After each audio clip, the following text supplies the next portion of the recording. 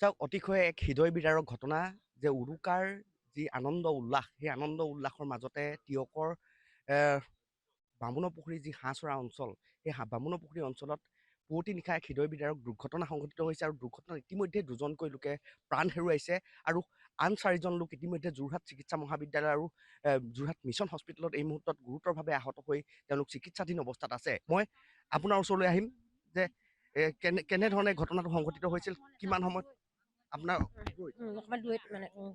আপোনাৰ ওচৰলৈ আহিছো, ঘটনাটো কিমান সময়ত ঘটনাটো আপোনাৰ 3টা 3:30টাৰ ভিতৰত অমিত গগৈ মোৰ নিজৰ দেউৰা। তাৰ দ্বিতীয়তে 6জনকে নিৰোহী মানুহ গাড়ীয়ে মহতিয়াই নিছে আৰু মানুহজন এতিয়া বৰ্তমান মিণ্টু গগৈ পলাতক আছে। আমাক ন্যায় লাগে আৰু যেতিয়ালৈকে মিণ্টু গগৈক ধৰি আনি দিব নোৱাৰে তেতিয়ালৈকে আমি মানে অমিত গগৈ আৰু অভিজিত ফুকনৰ ডেড বডি চমজি নলওঁ, মিণ্টু গগৈ ঘৰ চোতালতে দাহ কৰিম বুলি ভাবি আছো। এই গোটেই ঘটনাটো আচলতে কিহৰ কাৰণে হ'ল বুলি আপুনি ভাবে? গোটেই ঘটনাটো মদৰ কাৰণে হ'ব। মদ খাই আহি গাড়ী চলাই 6জনকে নিৰোহী মানুহ মহতিয়াই নিছে আৰু তেওঁলোকৰ গাতো সম্পূৰ্ণ নিদোষী, তেওঁলোকৰ গাত দুখ নাই, তেওঁলোক নিজৰ ছাইডত আছে। তেওঁ বিপৰীত দিশৰ পৰা আহি ৰং ছাইডৰ পৰা আহি মহতিয়াই নিছে। গতিকে আজি এই বিহু দিনত বৰ বিষ।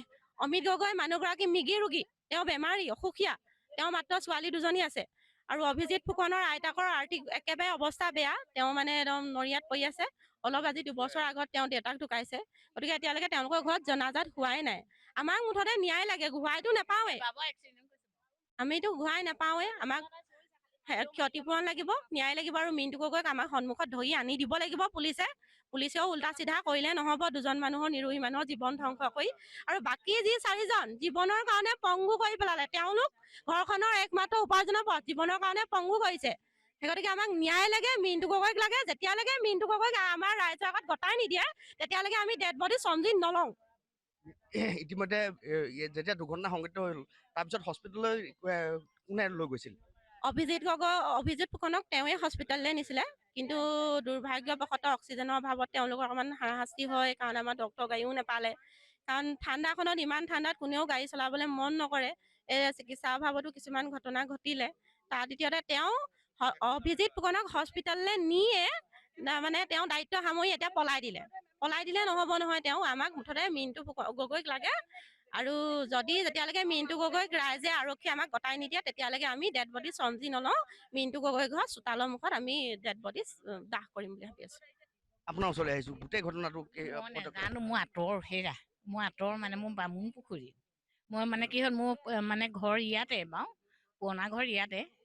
মই এতিয়া খবৰ পাইহে আনিছোঁ, বেয়া লাগে মোৰ। সি ৰাতিপুৱা মানে কি যিটোৰ মৃত্যু হ'ল সি মোক ভৰিত ধৰি আহিছিলে, বমা বহাগ বিহু শুভেচ্ছা, মাঘৰ বিহু শুভেচ্ছা জনাইছোঁ, ভৰিত ধৰি আহিছে। মই কৈছো পাই তই ভালে থাক পাই।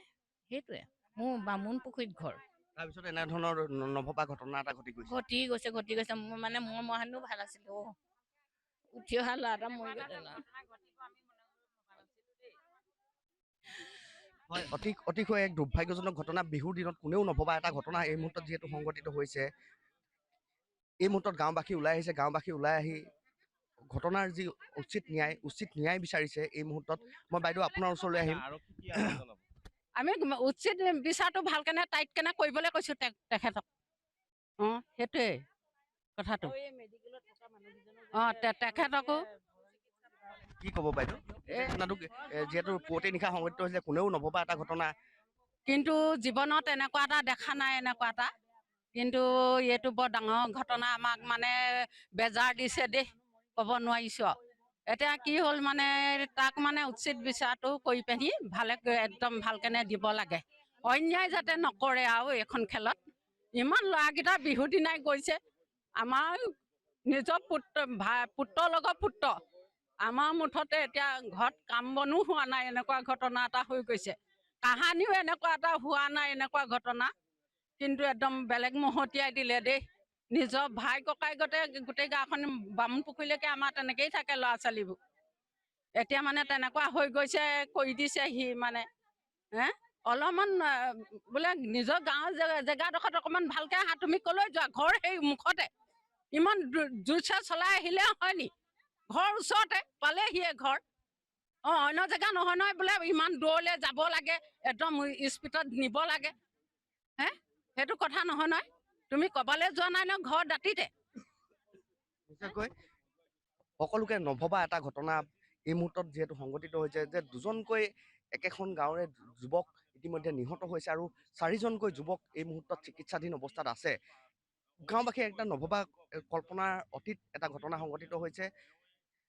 এই বিহুৰ যিহেতু আনন্দ উল্লাসৰ মাজত এনেধৰণৰ ঘটনা এই মুহূৰ্তত স্মীয়মান হৈ পৰিছে সমগ্ৰ গাঁওবাসী। মই আপোনাৰ ওচৰলৈ আহিম বাইদেউ, গোটেই ঘটনাটো যিহেতু নভবা এটা ঘটনা সংঘটিত হৈছে বিহুৰ দিনাখনে বিশ্বাস কৰা নাই, কোনেও বিশ্বাস কৰিবলৈও অতীত। মোৰ মানুহজনো আছিলে যিজন যে ঢুকালে সৰু ল'ৰাটো, সি মোৰ ভাগিন হয়। এহেঁতি মানে তাত খানা খাইছিলে, ইয়াৰ মানুহ ঘৰৰ ওচৰত অহাৰ কাৰণে খানা ইয়াৰ নামঘৰত খাই নাই প্ৰতিবাৰে। এবাৰ নাখালে কাৰণে তেহেঁতি তাত খালে। তাৰপৰা মই মানুহজনক 2:30মান বজাত ফোন মাৰিছোঁ, মই তুমি আহিব হোৱা নাই নি এতিয়া? তাৰপৰা বোলে আজি বছেৰেকৰ বিহুটো খং চং নকৰিবিচোন, যাম এতিয়া গাহৰি কাটিম ইয়াতে বোলে, একেবাৰে মাংস চাংস লৈ যাম। এইটোহে ঘৰ আৰু মোৰ। আৰু তাৰপৰা তেওঁলোকৰ মাত শুনিছোঁ, আহিছে মেলিছে, গাহৰিও মাৰিছে। গাহৰি মানে একেচাটতে মৰা নাই দেই, গাহৰি ইমান চিঞৰিছে, কমেও সিহঁতি কেইবাবাৰো মাৰিছে মানে, চব শুনি আছোঁ। তাৰপৰা গাড়ী এখন মানে আহিছে, এনেকুৱা জোৰে ঘাটং কৰিছে আৰু কাৰো মাত কথা নাই। তাৰপৰা সেই মোৰ বাইদেউ হয়, বাইদেউ উঠি আহিছে, মই উঠি আহিছোঁ। প্ৰথমে আমি চোৱা নাই কাকো, মানে এনেকৈ চাইছোঁ আৰু চাওঁতে চিনি পোৱা নাই, আন্ধাৰ যে। যেতিয়া মোবাইলৰ পোহৰটো পালোঁ, তেতিয়া মই মোৰ ভাগিনটো দেখিছোঁ পৰি আছে। তাৰপৰা মই ভাবিছোঁ মোৰ মানুহজনো আছিলে, কাৰণ মই মাত শুনিছোঁ যে মোৰ মানুহজনো ক'ৰবাত পৰি আছে। তহঁতি বিচাৰ, মই ভাগিনটো ধৰি আছোঁ, মোৰ মানুহজনো ক'ৰবাত পৰি আছে যে, এক্সিডেণ্ট হৈ পৰি আছে, বিচাৰচোন তহঁতি বিচাৰ কৈছোঁ। তাৰপৰা সেই তাক যেনিবা সেই মিণ্টু গাড়ীতে লৈ যাওঁ বুলি ক'লে, নিলে, নি মেলি পঠিয়ালে। তাৰপৰা বাকীখিনিকো মানুহে ধৰিছে, মানে এনেকুৱা অৱস্থা হৈছে মানুহৰ মানে কাক মাতিম কাক নামাতিম এনেকুৱা হৈছে। চবতো গাঁৱলৈ পৰি আছে ন, গোটেইকেইটা মানে মাত কথা কাৰোৱে নাই। এটাতো দুটা মৰিয়ে থাকিলে এতিয়া আজি এই বছেৰেকৰ বিহুত। সেই মাকজনী এতিয়া কি বুলি সান্তনা দিম? আইতাকজনী এতিয়া পৰি আছে, আইতাকে সুধি আছে নাতিয়েকৰ কথা। সদায় ল'ৰাটোৱে বুঢ়ীজনীক মানে প্ৰতিপাল কৰেগৈ, সুধি আছে নাতিয়েকটোৰ কথা, কি বুলি কওঁ এতিয়া? মাকজনী এতিয়া হাৰ্টৰ বেমাৰ আছে, ক'ব নোৱাৰো এতিয়া। গালি পাৰিছে, তহঁতি নকওঁগে, কি বুলি ক'ম এতিয়া? মাকজনী কান্দিছে ইমান, মাক তেহেঁতিও ভবা নাছিলে এইটো হ'ব বুলি। তইনো মাৰিছে, ইমান ছাইডত মাৰিছেগে ন।